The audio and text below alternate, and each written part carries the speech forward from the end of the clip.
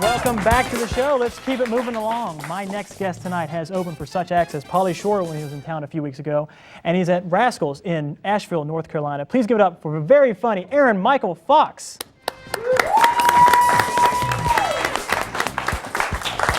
All right, yes, this is great to be on TV. Yes, TV. I watch too much TV, though. I watch too much TV. I watch the commercials.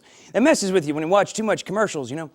It's got me convinced they're trying to make up diseases that don't exist so they can sell us drugs that we don't need. I'll give you a perfect example. Restless leg syndrome. Restless, a condition I understand in country terms to mean fidgety. But they convince you that the fidgetiness is actually restless leg syndrome, right? So they can sell you the Requip and the Mirapex, right? You've seen those commercials. Listen at the end of these commercials. It says side effects may include gambling, sexual, or other intense urges. Gambling? Gambling is a side effect for fidgety legs. I don't know about y'all, but I'd rather be up all night with fidgety legs than have them broken by Tony Soprano over a gambling debt, you know? Yeah, we lost the house, but it sure did take care of the fidgetiness.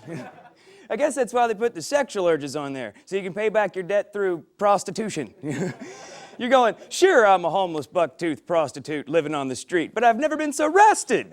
My God, I'm convinced that Taco Bell is trying to make up food and pass it off as Mexican. Because I'll tell you this, I have never once seen a gordita outside of Taco Bell. I've seen hard tacos, soft tacos, burritos, enchiladas, quesadillas, never a gordita. But I do know this much, because I had Spanish 1 4 times, and I know that gorda means fat, and ita on the end of it means unmarried female. A gordita is a single fat chick. It got me thinking about a Mexican first time in Taco Bell. You know, looks at the menu, sees soft taco, hard taco, burrito, enchilada, quesadilla, fat chick. Well, hell, dos. That got me thinking, that must be why Spanish is such a romance language compared to English, you know? Because you can say anything in Spanish and it'll sound romantic. Say anything to a girl at a bar in Spanish, look at it and go, ay, por la noche, hice baracho, y tramaré de camarón gordita. And then she finds out that means, last night I got drunk and passed out eating a fat chick. I have a girlfriend now, kinda. She's a little younger than me. I don't want to say how young, but it is fun helping her with her homework. And it's the thing about being in a relationship, my favorite part about being single was buying the condoms, you know, because I like to mess with people. A lot of people get self-conscious about it. I don't understand that. I think you should be excited, wave it around. Hey, look, I'm getting laid. With somebody that I don't know very well. A lot of people get self-conscious about it. My friends get self-conscious about it. Say what you're supposed to do, you're supposed to disguise the condoms with the other stuff that you're purchasing, you know? Make a little fort around it so nobody can see, you know? So my favorite game to play was to make the cashier more uncomfortable for selling it to me than I am for buying it. Show up with a box of condoms, 4-pack of Bartles and James, Hannah Montana DVD, to Dora the Explorer coloring book. Daddy's getting some sugar, all right. Maybe some Hot Wheels cars and G.I. Joes with a bottle of wine, wearing a priest collar. I'm just kidding, I never use condoms. My girlfriend, she's significantly better looking than me. I know it's hard to imagine, but it's awkward when in a relationship when the other person is way better looking than you, because it makes us self-conscious as guys. You know, we know that ladies are going to talk about us far more than we do, you know, the next morning. So I try to practice self-defense so she won't have anything to say. I live sexually by the adage, if you can't dazzle, confuse. You know? So the next morning, she's talking to her friends. How was it? Was it good? How was it? She's like, I don't know. All I remember was a lot of hair and what sounded like a howler monkey. But that's what she's into, that wild kind of animal sex, you know? She likes to experiment. She said, the other night, she wanted to do it doggy style, right? So I sniffed her butt and chased her up a tree. Thank y'all very much. I'm Aaron Michael Fox. Aaron Michael, thank you. Come over real quick and sit down. Let's talk for a second. This is Zippy.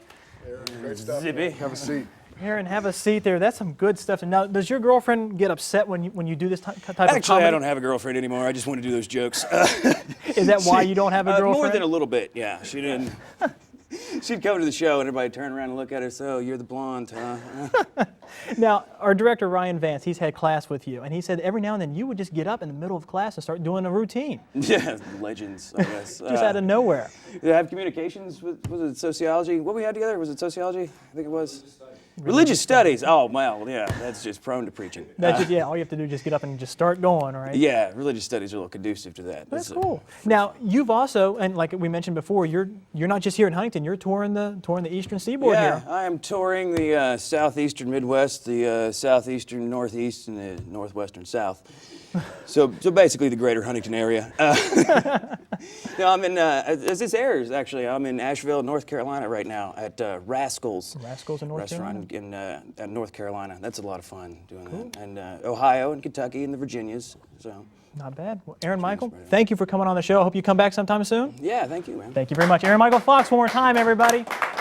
All right, our next guest is here to perform their song, Stand Up and Be Counted. Please welcome Bud Carrol and the Southern Souls. Thank you very much.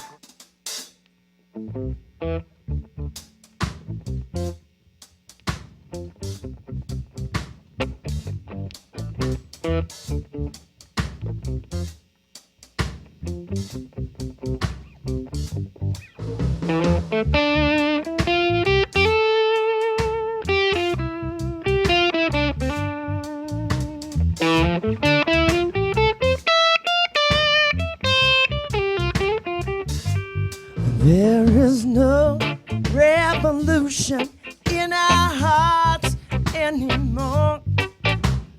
Everybody's fighting for something. What are we fighting for? The hour of judgment places its hands on your shoulder. Do not step away till you can't stand up tall. Speak out loud. Do not ever